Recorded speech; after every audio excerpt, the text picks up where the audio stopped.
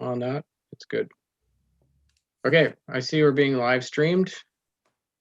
So welcome everyone to the meeting. Prior to the open session, there was a closed meeting, and that was pursuant to section 239 2 of the Municipal Act, RSO 2001, Chapter 25 is amended. EMS Advisory Committee moved to a meeting closed to the public in order to address matters pertaining to I, a trade secret or scientific, technical, commercial, financial, or labor relations information supplied in confidence to the municipality or local board, which if disclosed could reasonably be expected to prejudice significantly the competitive position or interfere significantly with the contractual or other negotiations of a person, group of persons, or organization, EMS, HR issues.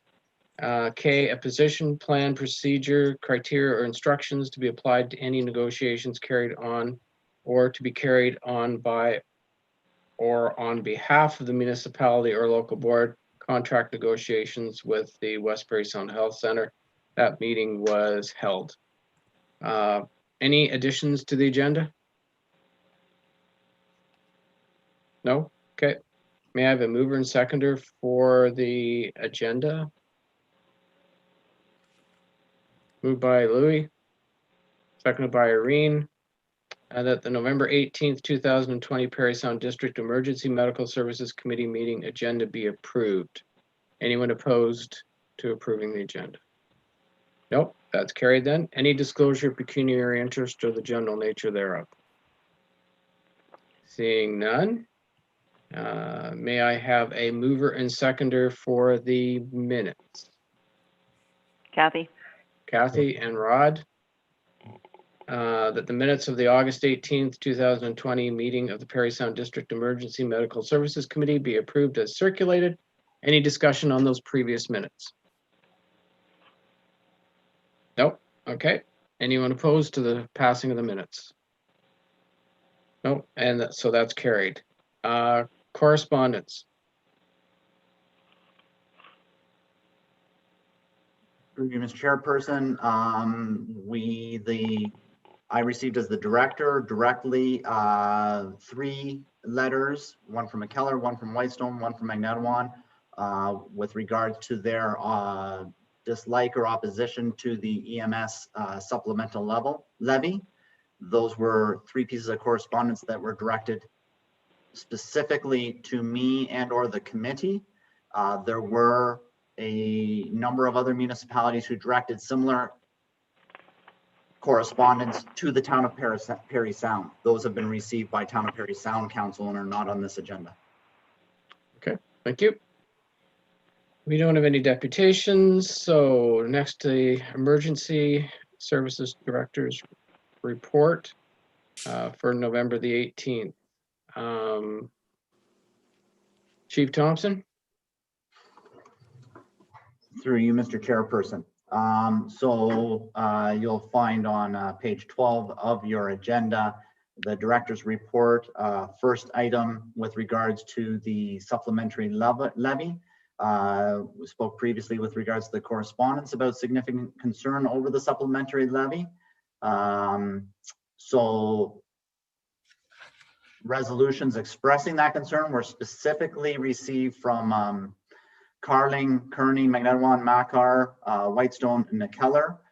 I did have discussions with other municipalities who did not actually submit resolutions to that nature, but they're specifically Callander, Powassan, and Nipissing spoke to me with regards to their concerns as well. At this time, the main reasons around the concern was just the middle of the year with budgets being set and concern about the committee and the town suggesting how municipalities pay for the supplementary levy when we did that in the resolutions that were passed. At this time, 13 of the 22 municipalities have provided payment to the town of Parry Sound.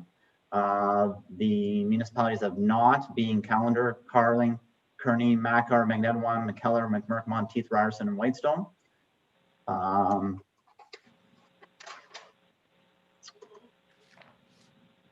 And I would just advise members that I am willing to assist with you if you're approaching any of these municipalities in providing any information you require or assistance in talking to them about how we can resolve this outstanding issue.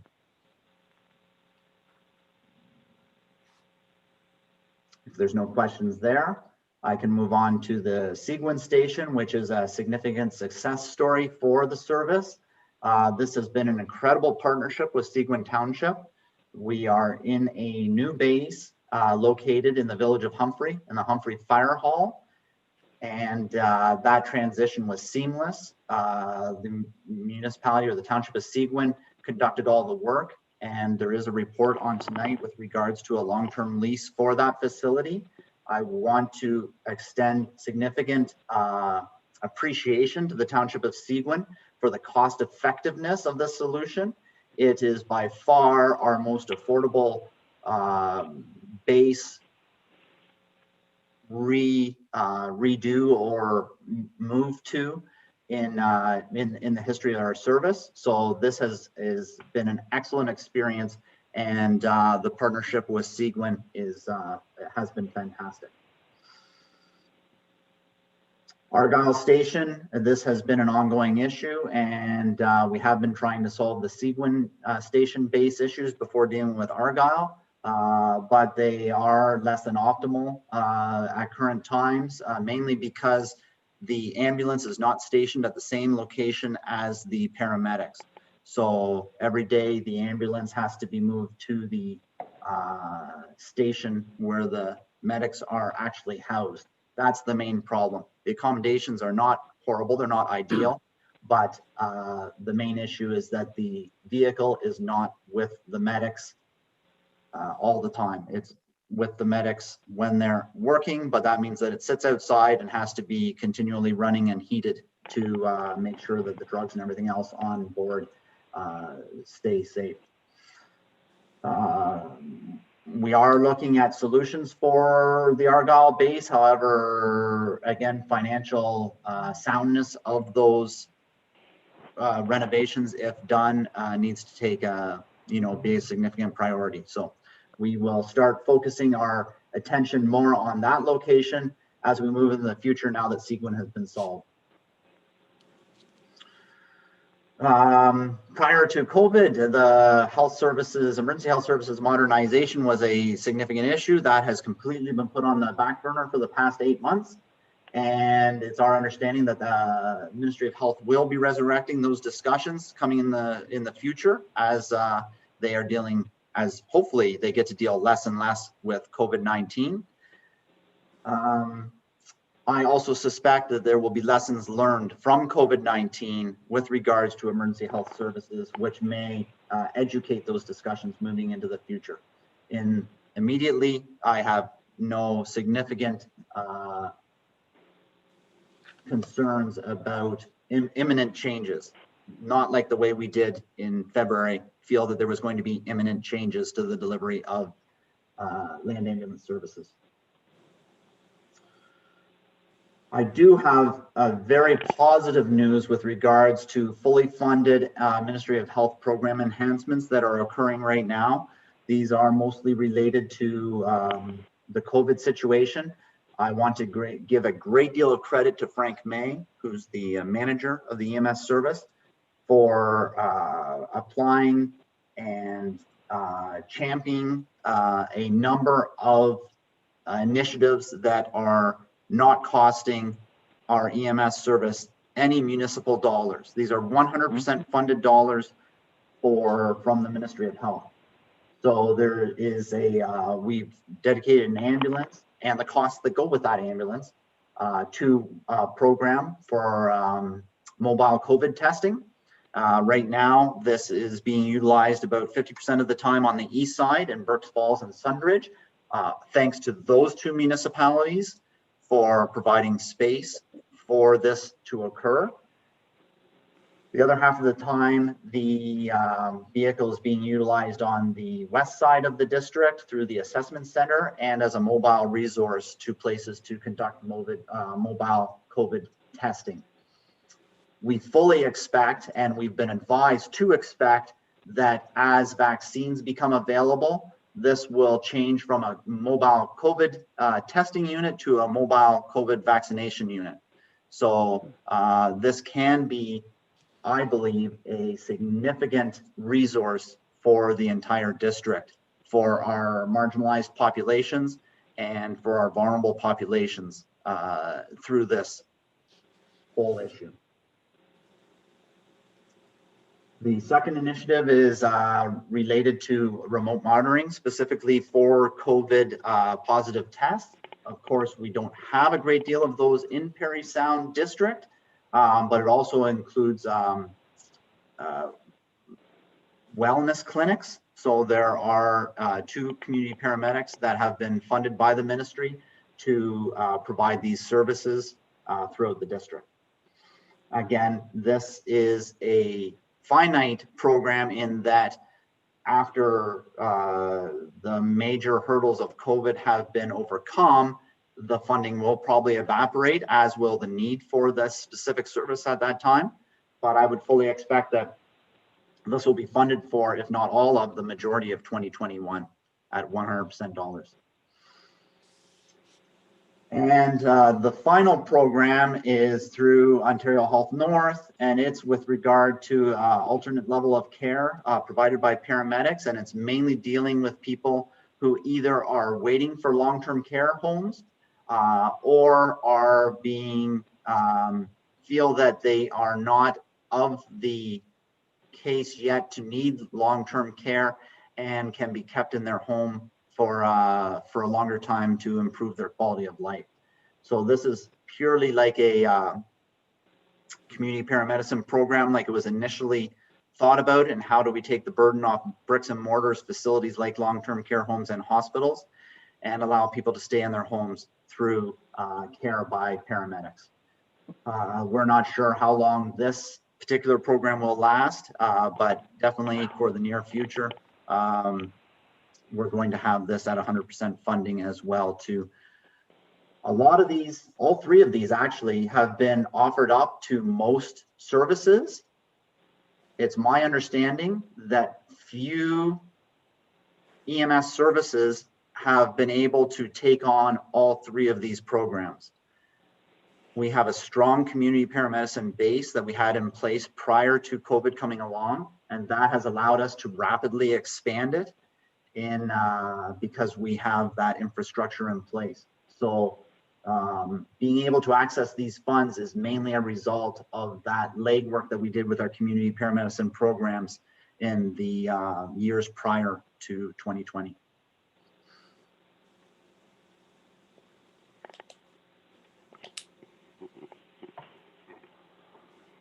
Okay, Hey, any questions?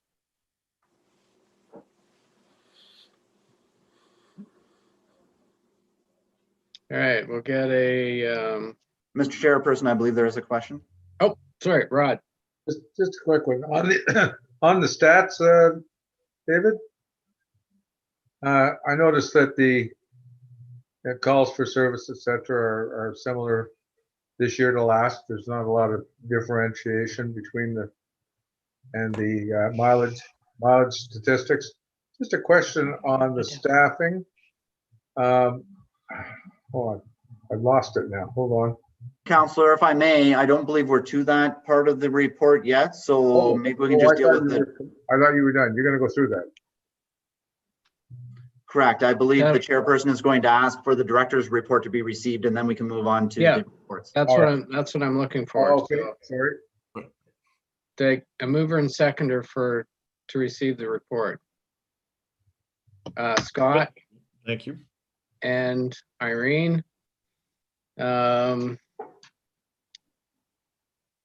That the Emergency Service Director's report dated November 18th, 2020 be accepted as submitted. Anyone opposed to that? Nope. Okay, that's carried. Next are the reports. Rod? Yeah, so going down to staffing levels, 79 total staff. I noticed full-time paramedics, 44, and part-time 26. Are we as expected? Are we fully staffed? Are we short or over? Could you comment on that, please? Through you, Mr. Chairperson.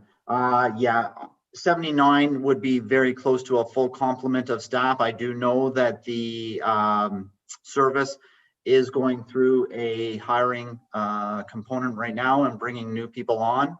And that is a continual cycle of 8 to 10 per year as people move in and out of the service. So that is a dynamic number that you're looking at, but we do have fairly stable and full complement of staff at this time. Thank you.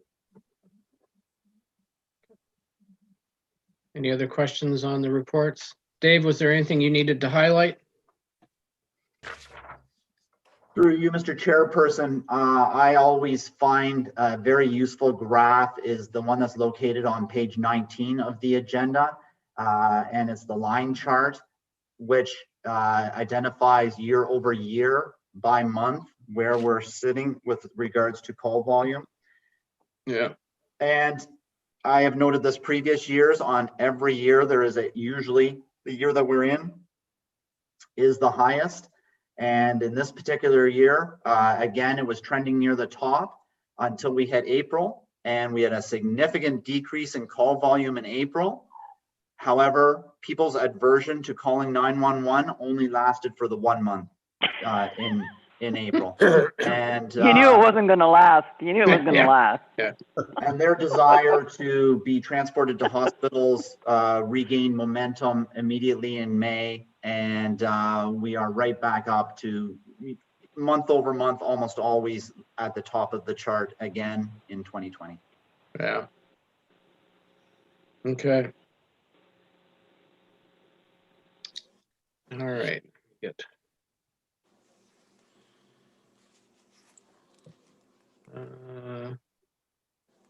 Next is the R&R EMS Humphrey base. So what I'm going to start with is, Sorry, Jamie. Yep. Yes, The last time we had a meeting, you wanted the reports to be acknowledged and received. accepted, Yes. received, yeah. Yeah, we didn't, I don't see a resolution here for that.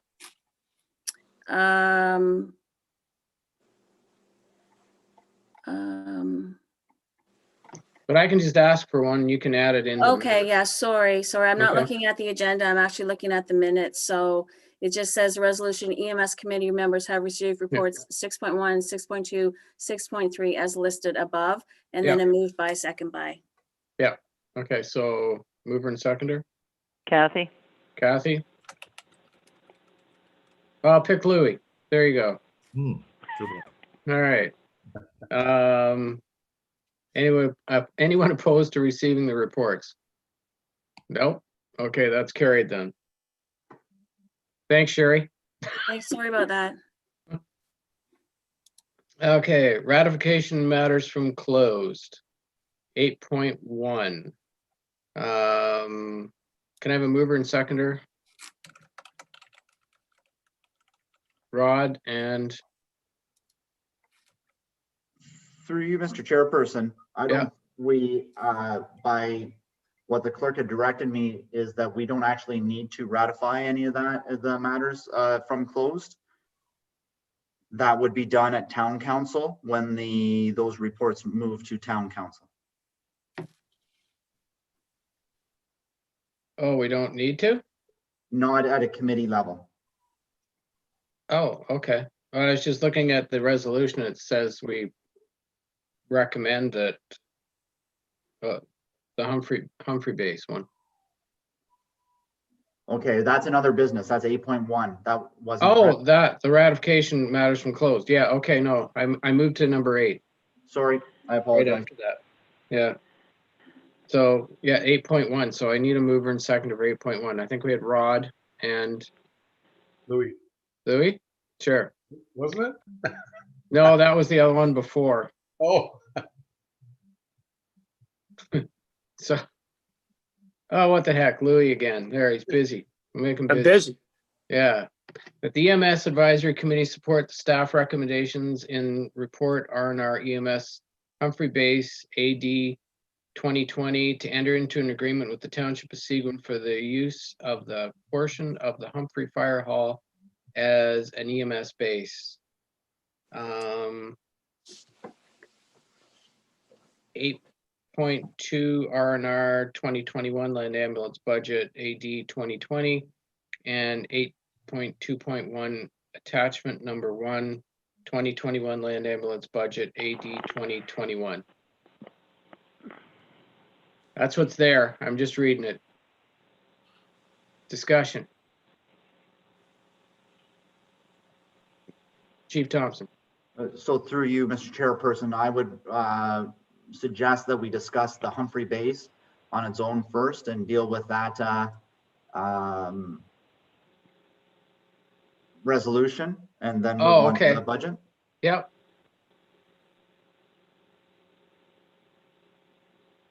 Okay, it's, sorry, it's just the way that it's blended together here.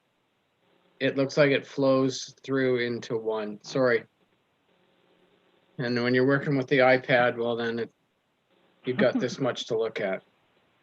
Oh, boy. So we are dealing with the Humphrey base first, yes. Are there any comments or? No? It's a win. It's a win-win. It's a It's a win-win. win-win, absolutely. Well Yep. done. They'll be happy as clam. I'm just, Mr. Chair, I'm Trust just me. happy to say that we didn't increase the rent, but they got a far better room. There you go. Yeah. Excellent. And they got leasehold improvements from Ministry of Health. So There you go. All right. Bonus. Okay. So I call the vote then. Anyone opposed to the resolution? No. So that's carried. That's good.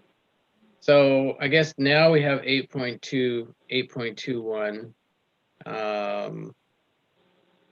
which is the land ambulance. Now, just trying to move along here. So there's only the one resolution, right? Chief? Just give me a second. I know it's hard to flip back and forth through the agenda. Well, I know, and that's what's, Just give me a second. I believe you're correct. There is only in the agenda. So in the agenda proper, there's the single resolution. So would you like me to read it, Mr. I Chairperson? can read it. I got it here. Okay. Just gonna mover and seconder for the budget. Scott? I'll Okay, Move. and Irene? Okay. That the EMS Advisory Committee recommends Town of Parry Sound Council approve the 2021 land ambulance operating budget with a 4.85 levy increase over the 2020 approved budget in a total amount of $9,986,873, and that a land ambulance capital budget be approved in the amount, be approved in the amount of $460,000 to be funded from the EMS Capital Reserve Fund. Discussion. Dave? Through you, Mr. Chairperson, I do want to make one note right off the bat, and that was in our previous meeting when we had discussed this supplementary levy, Councillor Osborne had been adamant with me at that point that that levy was not going to be an ongoing cost. So I want to point out that that levy increase is on top of the initial approved budget from last year. That levy increase is not on top of the budget plus the supplementary levy. Does that make sense to you, Mr. Chairperson? It does to me, yeah. All right.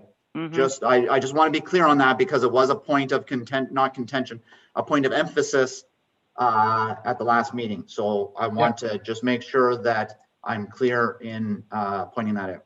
Okay. Rod and then Irene. Okay, thank you, Chair. David, so in other words, was it 4.85?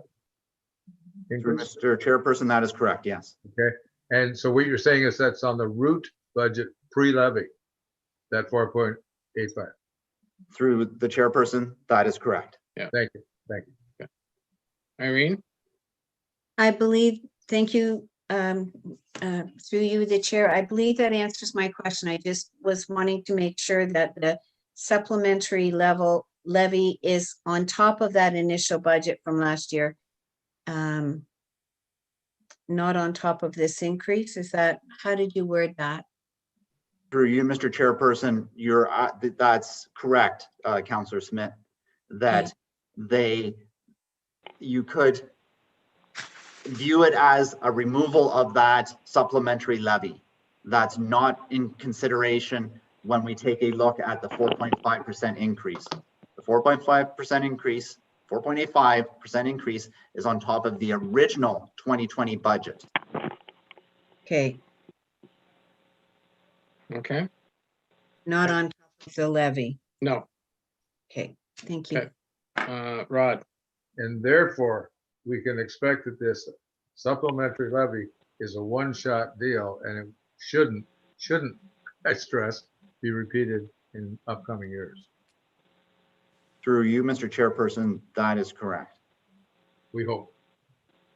Thank you. Yeah, okay, any further comments, questions? No? Anyone opposed to passing the resolution? one other Oh. question. We're talking budget here still, Mr. Chair? Yeah, that's what Oh, okay. I'm I just wanted trying to be get a vote on. Yeah, Just a question on the Humphrey lease. There is the leasehold improvement 5-year payback, 521 and change per month for 5 years. well, Has that been taken into consideration in the budget that had been struck? Was that included, Dave? chief, Through you, Mr. Chairperson, yes, that is included in the budget. Thank you. okay. Any other questions on the budget? Moving forward? No? Okay, anyone opposed to the resolution? No, okay, that's carried then. I believe that's it. Anything else, Dave, you needed to discuss, or we're good? Through you, Mr. Chairperson, no, at this time I have nothing else to bring to the committee. Okay, I need a mover and seconder then to adjourn. Kathy and Yep. and Irene. Okay, we're adjourned. All anyone opposed to that? No? Enemy.